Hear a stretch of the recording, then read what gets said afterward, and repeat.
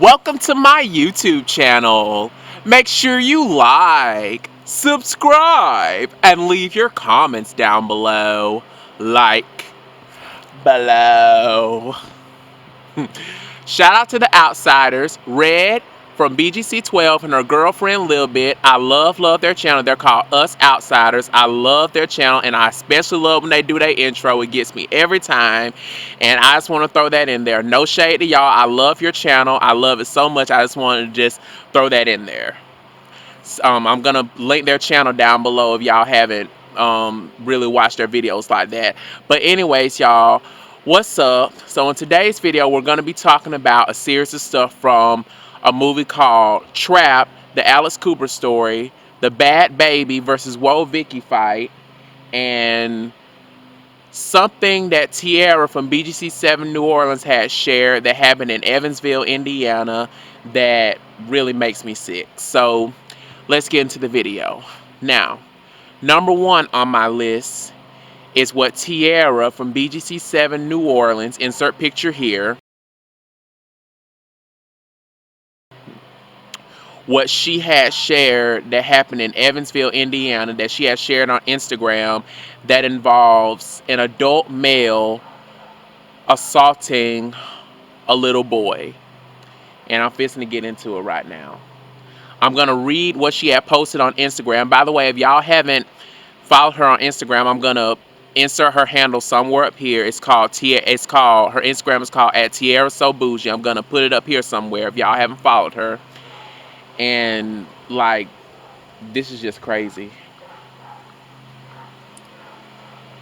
It says, by the way, I'm going to insert this if y'all really don't have time to hear me read it. If y'all want to read it for yourself, I'm going to insert it and y'all can read it for yourself. Or y'all can just listen to me. But it says this. I'm going to read what she posted. It says, this demon needs to be thrown under the jail. He violated a child, and that child will never be the same. This man needs to be prosecuted, so I don't understand why they dropped the charges saying his victim is emotionally unstable. Well, of course he is, after being a victim of his crazy man and all the things he did to him and stripped him of his innocence. Spread the mother's story. And the mother's name, well, this is her Instagram handle. It's called at Just Call Me JO83. Insert the handle here. And yeah. It says, this man named Gregory Michael Johnston, and I'm not going to show y'all for privacy reasons. Well, shit, I'm going to show y'all anyways. Hell, he in jail now. Y'all can see that. Pause and read it if you want to. It says, this man, Gregory Michael Johnston, had been molested. This man, Gregory Michael Johnson, had been assaulting an 8-year-old little boy while he was in his care at Little Piggy's daycare since he was 6 years old. This man put a gun to this child and made him perform sex acts on him until he threw up. He sodomized this child repeatedly for years. He beat this little boy with something called the golden spoon. This man was well known to the family and was trusted. Not only did he threaten this child once with a gun, he threatened him twice, saying if he told anyone about what happened, he would kill the little boy and his family. The prosecutor called the mother and told her they were dismissing the case because the child is ineligible to stand trial because he isn't emotionally stable. He isn't mentally stable, I mean. Okay. The fact that this man had assaulted a little boy and y'all are dismissing the case because he's not mentally stable is bullshit. Like, duh, Sherlock. Like, of course the damn boy ain't mentally stable to stand trial. Cause the damn man assaulted him, was threatening him with shit, so of course he ain't mentally stable to stand trial. Like, God knows how that's gonna affect that little boy in the long run. And I think the little boy's name is Eli. So little Eli, if you're watching this, keep your head up, little boy. I hope you get the justice that you deserve because this monster needs to be put in jail and throw away the key, the death penalty, like ASAP. Because nobody deserves to go through what you went through, little boy. Like, justice to you and your whole family. And I hope you go on to live a prosperous life and accomplish great things. But That right there is just sad. And shout out to Tierra from BGC7, Tierra Hodge. Shout out to you. You have two beautiful daughters, Kylie and Kelsey. Shout out to you for putting this up and spreading awareness, because this kind of stuff happens all the time, and it shows people all the time that sexual assault does not only happen with females. People are quick to associate it with little girls and adult females, but no. There are just as many little boys and adult men that are victims of sexual assault as well. Take, I forgot what his name is, but Lovely T had put it on her channel. I forgot what his name was. I forgot the guy's name, but this guy, he's an adult male, and he was assaulted by his best friend's father when he was 14. And take the actor slash comedian slash entrepreneur Tyler Perry, which I'm not going to insert a picture because, duh, y'all should know who Tyler Perry is. But take the actor Tyler Perry. He was assaulted. He was on the Oprah show, and he was assaulted by both men and women. And he went into some details about some stuff that I'm not going to say on this channel due to demonetization purposes, but he went into detail. Well, shit, I'm going to say it. He went into detail about a lot of stuff that had happened to him, like how he had said there was his woman, like she had locked him in a room and he couldn't get out, and she asked him, "You want the key?" And he said the woman inserted the key in her coochie and whatnot, and she had wanted to dig it out and all that stuff.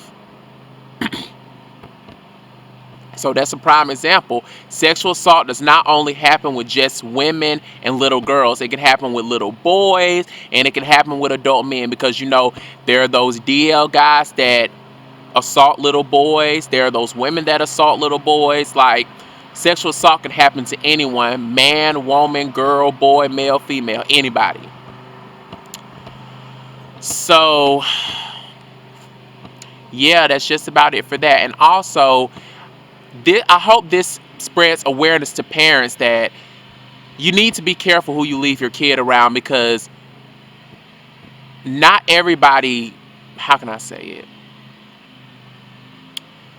Not everybody is who they claim to be. Like, maybe they did a research on this man, maybe they did a background research on this man, and this man was legit and they hired him. I don't know, because I wasn't at the daycare, but that goes to show you, just like they say on Wizard Waverly Place, everything is not what it seems. And I hope this spreads awareness to parents that you need to be more cautious to who you leave your kids around, especially little kids, because just like an adult man can assault a little girl, an adult man can assault a little boy, or an adult woman can assault a little boy. Like, you just got to be careful as to who you leave your kids around, and do your research. Do your research before you decipher if this person is legit or not. Do your research and be cautious as to who you leave your kid around. So that's just about it for that. Now let's move on to the Trapped, the Alice Cooper story. Insert picture here.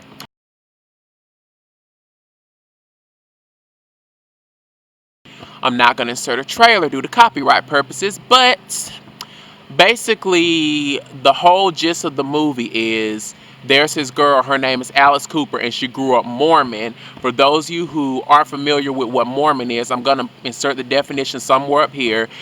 It's basically a type of religion and stuff like that, and she was raised up Mormon, but she's a lesbian, and she comes out to her parents as a lesbian, and her parents disown her, and they send her to this so-called, let me see, what's it called? Yeah, they sent her to this so-called conversion therapy place with this family, in which they abuse her like crazy. They put heavy ass rocks in a book bag and make her stand against the wall for hours. They beat her with a belt. Like, they do all kinds of stuff to her to hopefully turn her straight again. And if y'all are familiar with what conversion therapy is, I'm just going to insert the definition somewhere up here. It's basically, by the way, I'm sorry if y'all can hear that. That's just somebody next door mowing the lawn. But conversion therapy, basically, just like I had said, is basically a type of therapy that some deeply religious people or people in general that are homophobic, that aren't supportive of the LGBT life, the gay life, and the trans life and stuff like that, who aren't supportive of that lifestyle and stuff like that, they basically take you there to hopefully turn you straight again, to, kind of beat it out of you. But here's the thing, what people fail to realize: it don't matter what kind of therapy you take a person to or what you do to them. You like what you like. That's your personality. You are who you are. You cannot beat the gay or the trans or whatever out of a person. They are who they are. Just like if a person's straight, you turn them to a conversion therapy. That's just like if a person's straight, you taking them to a conversion therapy to hopefully turn them gay. Like, what the fuck? Like, you cannot beat someone's personality out of them or what they like out of them. That's just them. That's just their personality. And by the way, this is a real girl. Insert picture here. She is a real girl, and she got out and she's now living a wonderful life away from the craziness and all that stuff. And shout out to you, the real Alice Cooper, and shout out to the actors in the movie. Y'all did an amazing job. And yeah, like, and she even wrote a book in which I hope to read it one day. And like, she just went on to accomplish a lot of great things, and I'm so proud of her. So, yeah, that's just it about that. Now, let's move on to the Bad Baby versus Woah Vicky fight. Now, if you've been on social media lately, recently Bad Baby, aka Danielle Bregoli, aka the Catch Me Outside girl, she and Woah Vicky basically got into a little scuffle in a studio. Basically, Woah Vicky was at a studio chilling with somebody named Lil Gotti, or no, was it Lil Gotti or something Gotti? She was chilling in the studio with somebody, and basically Danielle Bregoli, she had got wind of it and stuff, and then she came to the studio, shot like, "Where's she at? Where's she at? This and that, this and that, and it's Vicky, where Vicky at?" and stuff like that, and then she bust in the studio and stuff like that. People was holding her back, and she got past them, and her and Vicky ended up on the floor scrapping and stuff like that. And Woah Vicky like was tearing her ass up. Woah Vicky was putting the hands on her like they was just on top. She was on top, beating her ass, pulling her hair and stuff like that. Now, if you ask me, if y'all want to call that a fight, for those of you who have seen the video, if y'all want to call that a fight, call it a fight, because if you want my honest opinion, none of them hoes can fight. Neither one of them can fight. All they was pulling hell. That's all they was doing, was pulling hell. And I just want to say this about this. Like, Danielle is 16 years old and Vicky is 19. And I understand Vicky's older than her, practically an adult.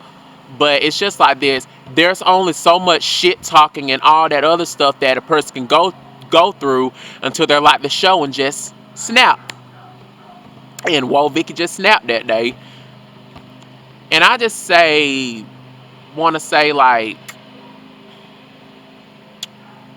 this is just my opinion. I'm not trying to bash either girl. Like, they both went on to accomplish great things, and I'm not trying to bash either girl, but part of me feels like that's a publicity stunt, because there's just some things that just don't add up. This girl, Danielle Bregoli, is 16 freaking years old. She's practically a child, a baby. Why the hell did that girl come to that studio by herself? Like, where was her bodyguard? Where was her parents? And back in, I think it was last year or the year before that, this girl had dropped 90K on a Porsche but ain't got her license. Like, I know you didn't damn well drive to the damn studio. Like, how the hell you got up there without a bodyguard, your mother, or some parental figure to guide you, And let alone, like, I remember there was this video and stuff where Danielle was going crazy, like talking shit to Vicky and stuff like that, and she just basically just ran up on her and stuff like that. And there was this guy, he was in a gray hoodie and stuff like that, and she basically just slid past him like a little worm.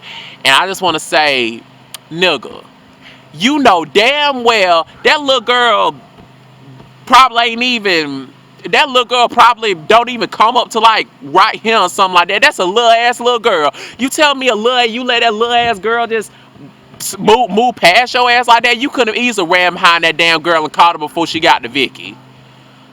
Like, you could, like, there's just some things that just don't add up. And just like the previous fight that had, and plus like when they was on top of each other and stuff like that, fighting and stuff like that, like, how can I say it? When they was on top of each other fighting like that, like, all they were just doing, like, if y'all really wanted to fight, like, why the hell are y'all fighting in a studio around a bunch of people that can possibly break y'all up? If y'all wanted to fight, handle that shit on the street one-on-one. Like, why y'all fighting around a bunch of people that can possibly break it up? And let alone, like, all y'all was doing was just pulling hair. Wasn't nobody throwing no punches. Wasn't nobody like scratching nobody. Like, that was just basically just a child's play fight. Cause I'm just saying, like, that fight wasn't shit. But Whoa Vicky, even though it wasn't shit, Whoa Vicky had put the paws on her ass. Now, I hope this teaches Danielle, you talk that shit, you better be able to back it up, baby. Cause Whoa Vicky put the whoop down on your ass. I'm sorry. I'm sorry, Danielle, but I just have to call it like I see it. I'm sorry, honey. Love you and your music, by the way, and love you too, Whoa Vicky. But yeah, like, it was a funny fight if you want to say that, but I just want to say, like, part of it feels like it's publicity stunt, just like I think it was last year where they were outside of that mall or something like that, where Danielle had her hoodie on and stuff like that, and she was telling me like, "You want to run somewhere? This and that," and they were going at it and stuff like that. And Whoa Vicky even had admitted on like a radio show or a podcast or whatever that that was just a publicity stunt. That was a setup. So if that was a setup, who's to say this isn't a setup? Like, you gotta think about stuff like that. And plus, with how Danielle acts and how Whoa Vicky acts, I just want to say this. Like, I feel like this is all just a phase for both of them and stuff like that, because I went to school with a lot of white folks that adapt to the urban culture, if you will, and then as time goes by, as they get older and when life gets a hold of them, they just basically turn back to their old white self again, just speaking how they normally speak and just acting how they normally act and whatnot. And with Danielle, like, she's 16 now. Who's to say when she gets older in her early or late 20s and stuff, she might be little old white Danielle Bergoli from Daytona Beach, Florida.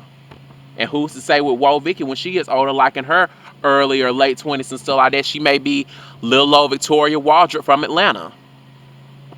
Like, who's to say this is all just a phase? And plus, I really hope I don't get like, I really hope I don't get flagged for saying this or get demonetized for saying this, but I just have to speak my opinion. This is just my opinion. Just like Nick Snyder says, opinions are not facts. This is just my opinion. I just want to say this, like,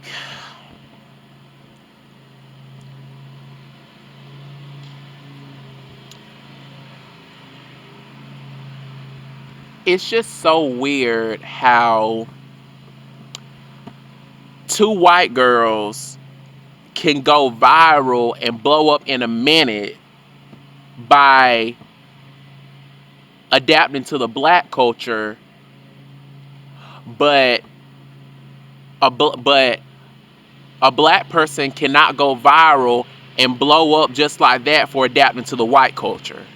Like, it's just so weird, because us black folks, we are the kings and queens of acting and doing crazy ghetto shit on national television. And just because a damn little white girl come on Dr. Phil and fucking like be disrespectful, like, catch me outside, how about that, talking all urban and whatnot. Now she's practically a top selling artist and doing all the kind of other stuff. Like, What the fuck? Like, it's that white supremacy. Like, well, not white supremacy, it's that white privilege. Like, the fuck? Like, this world is just so crazy. Like, why? Like, with both her and Woah Vicky. Anytime they would have been two black girls doing that crazy shit or scrapping up in that studio, man, they probably be hauled off to juvenile hall or fucking, especially Danielle. Anytime she would have been a straight up 13-year-old back in 2016, anytime she would have been a 13-year-old black girl on a Dr. Phil show, man, her ass would probably be somewhere in juvenile hall or probably fucking in boarding school somewhere. Like, this world is just fucked up, man. And plus, this goes to show you, people know who to try and who not to try. Because anytime I have a feeling like Danielle's smart, she picks her battles wisely because she knows anytime that would have been a straight up ghetto hood bitch, a straight up hood bitch from the ghetto, a black girl, her ass probably wouldn't have got fucked up. Her ass wouldn't have got dragged all over that damn studio, and that damn girl probably wouldn't have had fucking charges pressed against her like nothing. Like, she knows who to try and who not to try.